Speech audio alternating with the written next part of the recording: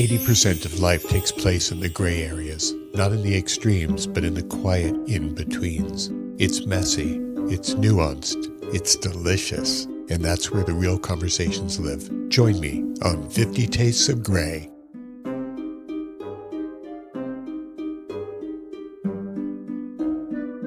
Whoa!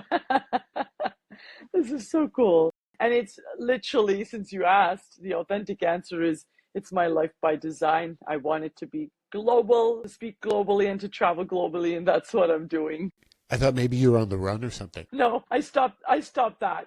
I stopped all of that. I used to run away from stuff. I now deal with everything. That's the deepest one. If you run away from yourself, you're running away from everyone, quite frankly.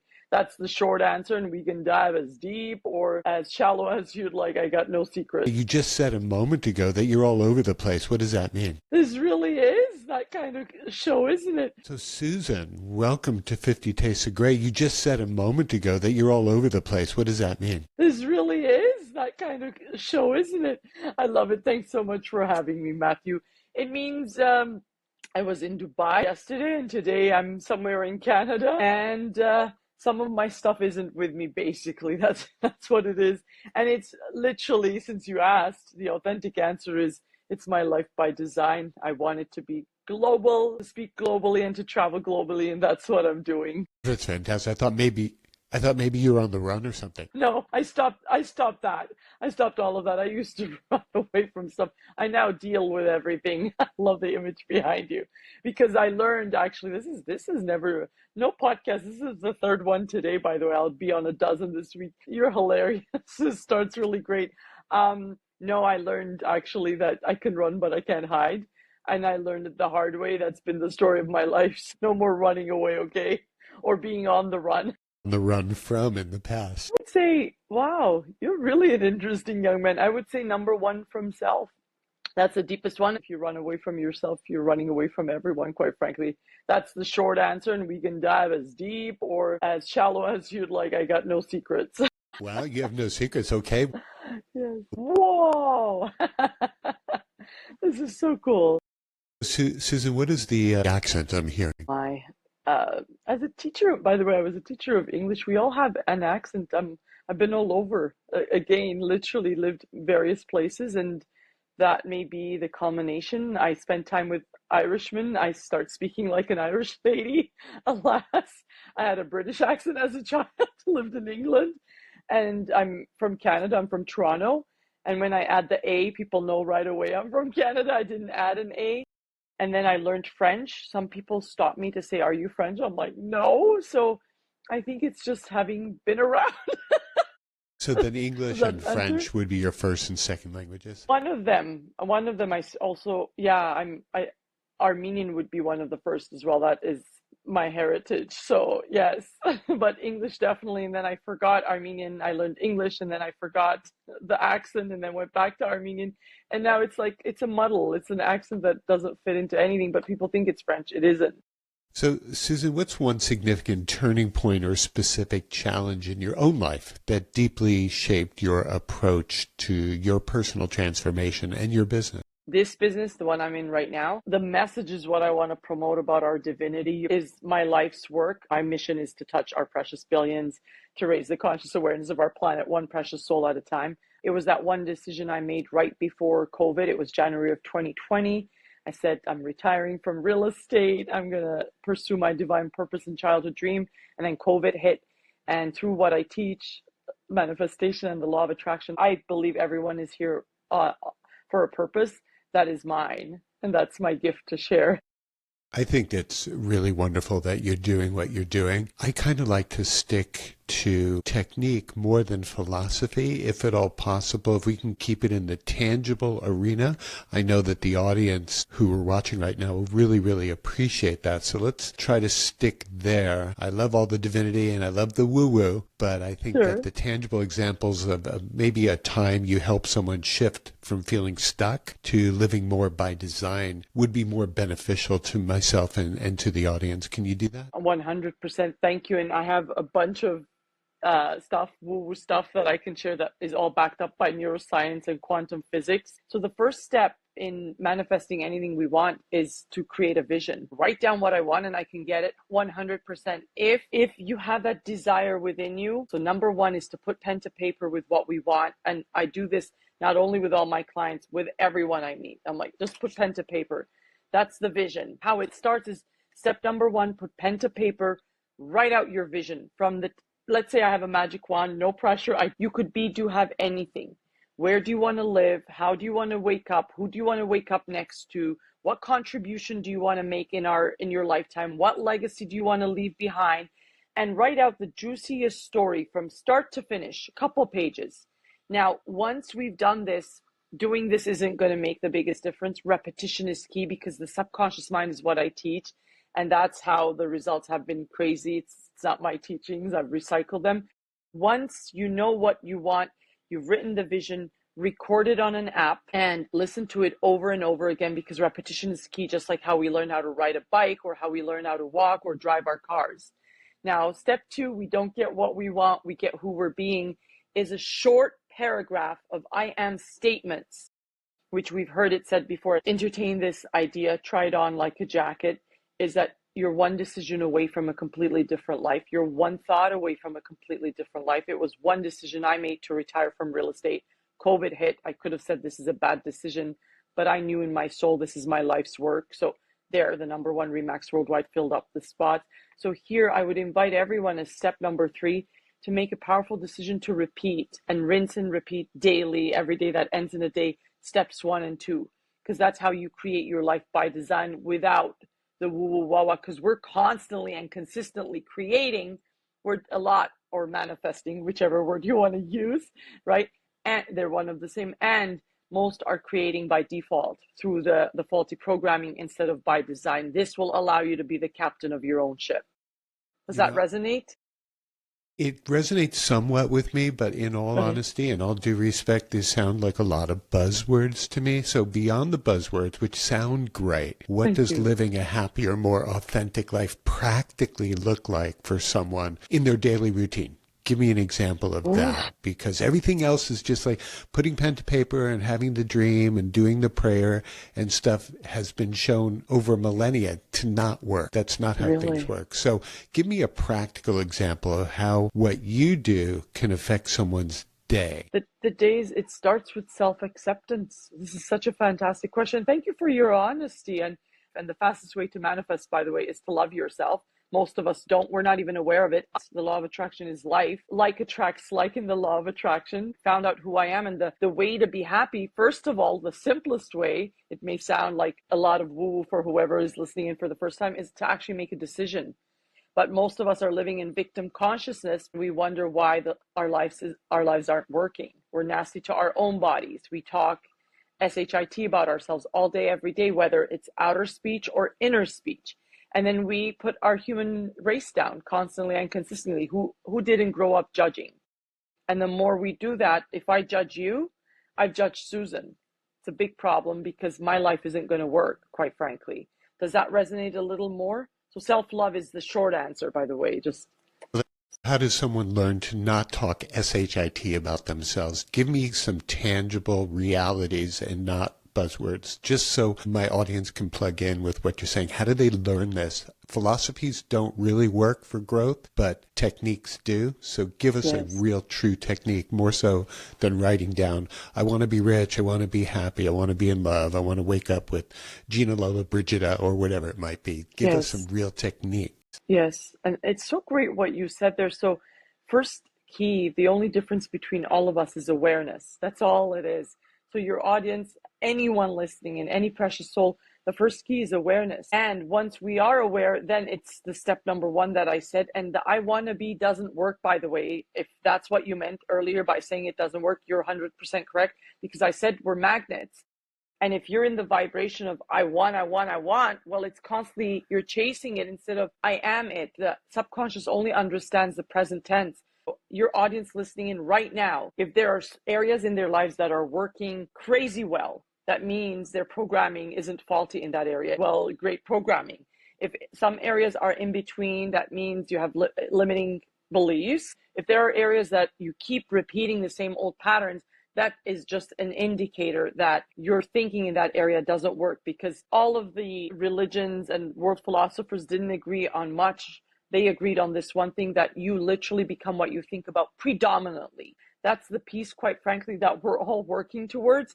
That is what allows you to have it all. So does that resonate? In your bio, I read that you say that you're an avid reader. What's one nonfiction book that comes to mind that profoundly impacted your understanding of human behavior or success? My goodness, there are so many. The number one that I love, that is to me Bible of personal development, is Psycho-Cybernetics. Are you familiar with it? Sure. Tell us a little bit about that and how that impacted you. Psycho-Cybernetics is all about self-image. It's what I'm talking about, that if basically we can never outperform our self-image, Matthews. You can never outperform your self-image, but what you can do is change it, create your vision first, and then so if you just create it and put it in the side and have it collect dust like most treadmills, you're 100% accurate. I'm 100% with you. If you visualize it daily, imagination is known to be one of our higher faculties. Where basically most human beings are doing everything I say in reverse, including using their imagination. The human mind is so infinite that if you can conceive it, you can hold it in your hands. You mentioned the food in my background. Tell us a little bit about your experience with food. Tell us what you've eaten today. Well, to be honest, I enjoy a variety of foods. And what I did have, I love Greek yogurt with blueberries. I had that with hemp seeds and nuts and that sort of stuff, and salmon for lunch with veg. How about yourself? It was that, yes. My days pretty much start off with, eggs, avocado, cheese, and too much coffee. Yummy. Oh, coffee too over here, and I love avocados, bacon, eggs. So that's making my mouth water. Much of a cook over there? No, Not no, I really. just mentioned no, no. I, it's something that is actually on my to-do list to learn. I never wanted to learn, and now I Why is do. that, do you think? Is it because when you're growing up, mom took care of it, or your dad took care of it, or something like that? Or is it about convenience, or is it about being lazy, or why is it something that you really never took care of? Wow, I can't believe it's such a simple question, yet it has very deep answer. It is really all to do with the divine feminine, divine masculine, something that I haven't explained here, and my rejection of the feminine, quite frankly. Yes, mom and dad, of course, handled it, and I never thought of it as being lazy. I did look for convenience, and now I'm all for health and vitality to serve, because this is my mission, and it's no longer eating healthy and exercising to just look a certain way. It's all about, having the vitality and the mental state. And I am now seeing that it's quite frankly the opposite of what I was saying. It's my own ignorance, and no judgment for whoever doesn't, right?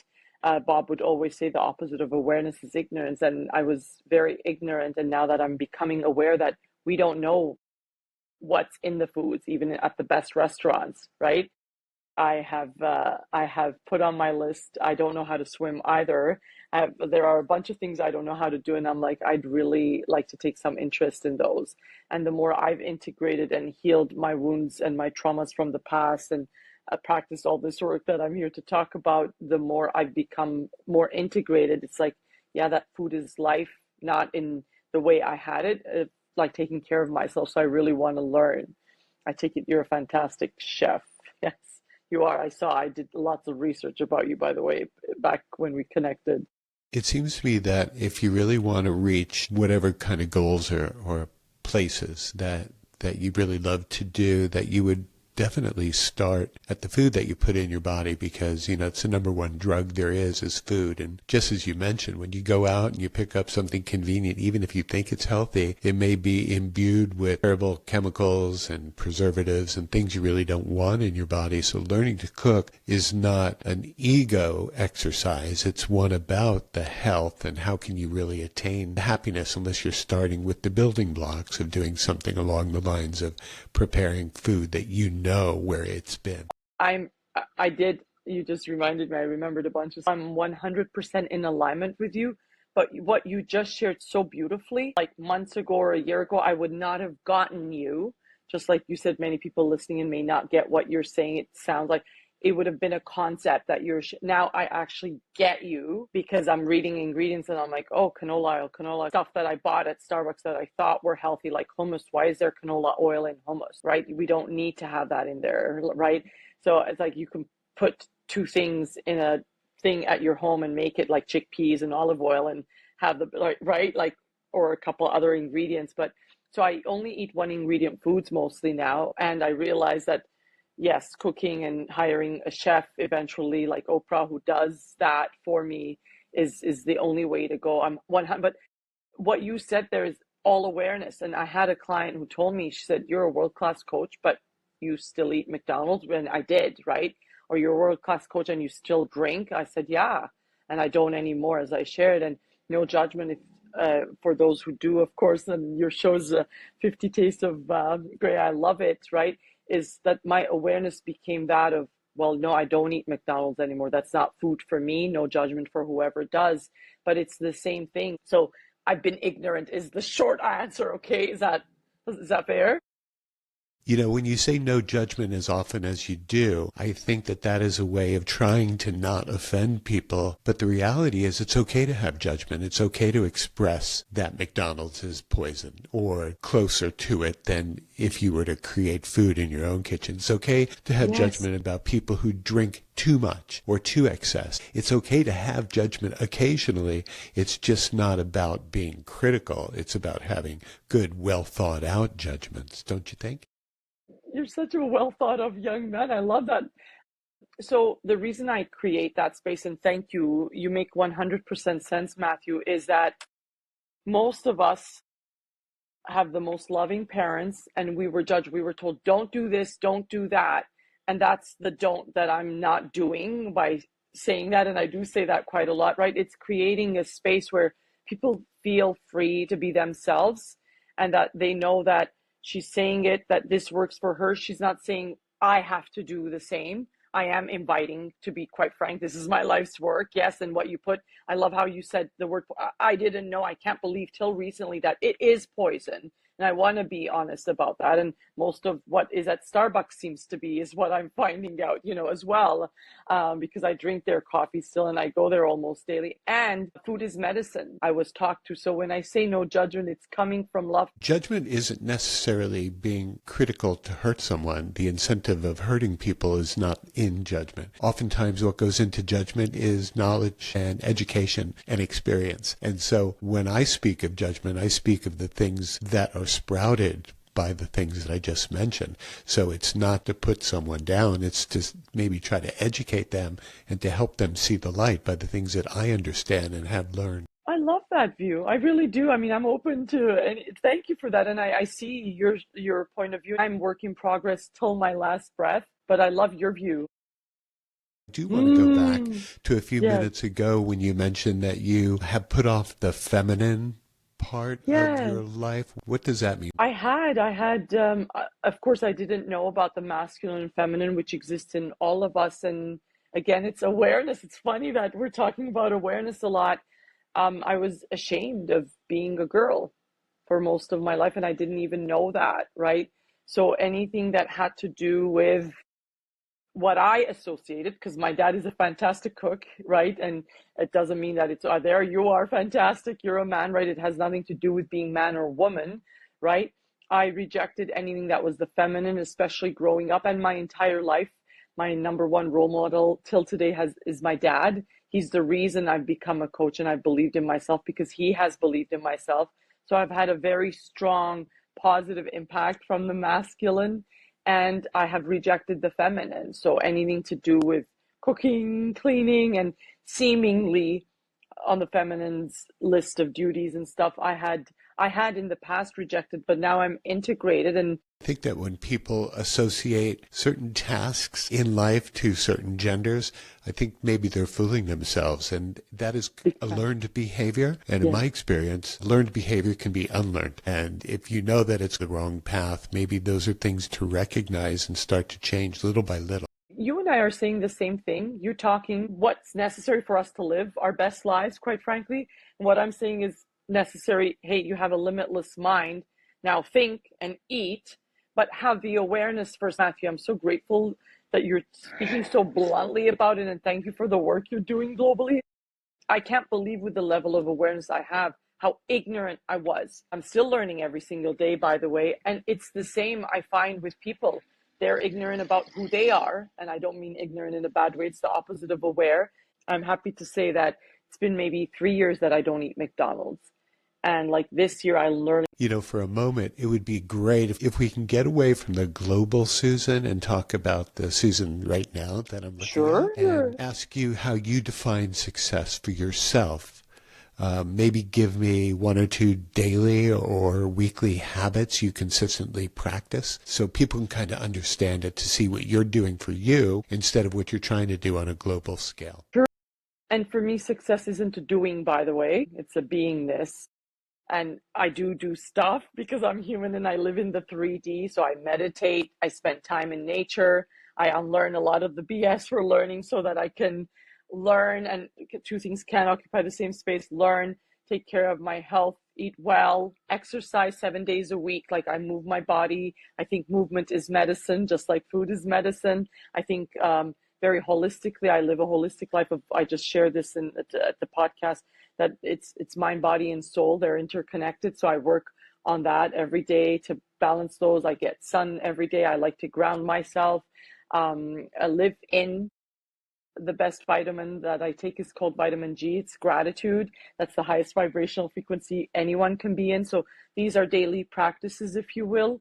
And for me, success is living life on your terms and creating it by design. Fantastic. Given your passion for travel and adventure, Susan, how has exploring new places specifically broadened your appetite for knowledge in your understanding of human potential? God, tremendously. What a beautiful question, Matthew. I mean, I think in every possible way. I mean, because when you're away, also you learn the most about self. I've learned about myself, right? You're in a new environment. I think we're born to explore, and it has really expanded my horizons in more way than I can express in words. I think travel is a privilege, and we expand to new levels that we can never go back to. And that's our duty, to then spread whatever we learned from there. Do you offer yourself as your own entity business-wise, or are you working for partners or bosses or companies or corporations who assign you places to go to Dubai, for instance, or to South America or wherever it might be? I created my own company at 2020 Supercharged with SuZan. That's it. And I have had coaching companies say, come work with us or for us. I would never do that. This is my path. This is my gift. I want to supercharge the world. If you're being hired to coach and help people find the divine or whatever, how do you create a metric for your success? How do you know whether or not you've done a good job? Well, it's through their results. The average person within only months of working with me has 4x their income. Some have 5x. Some haven't done any of that. Some have doubled. Some have tripled. If they're happy, then I know that I've done my job. The practice of our work is Mahatma Gandhi: be the change you wish to see in the world. That sounds really fantastic. So it sounds like that you do a lot of follow-up with the people, your clients, whatever we call them, that you must kind of stay in touch with them after the fact so you can see what they're doing, whether or not that they've attained more success tomorrow than they did yesterday. Because otherwise, measuring those metrics, knowing if you've been successful, really would be a kind of a circumstance that you wouldn't be able to keep track of, right? So are you constantly in touch with the people that you've met in the past? I'm in touch with a lot of them, not everybody, no. Tell me then where people can get a hold of you and check you out, look at your website, find out about your fees and your pricing for all that you do. Well, before fees and pricing, I do free stuff in my private Facebook group. It's free. Every Monday I do a live. I dive deeper into universal laws, mindset, manifestation. And every Friday, this is at 8:30 a.m. Eastern, by the way. Yes, it's 8:30 a.m. Eastern Mondays in Facebook, and 8:30 a.m. Eastern on Fridays on Instagram at Supercharged with SuZan. That's SuZan for our USA family members. We say Z here in Canada, Matthew. And superchargewithsuzan.com is my website. Sounds like you're staying really, really busy and you're doing your thing. So good on you. Well, you are just fantastic. Thank you so much for having me. I really appreciate you. And it's so great to finally meet you. Pleasure. Thank you for visiting with me. I'm going to say aloha to you right now, SuZan. Aloha, young man. All the best. Thank you. Thank you for tuning in, and please subscribe if you enjoyed the show.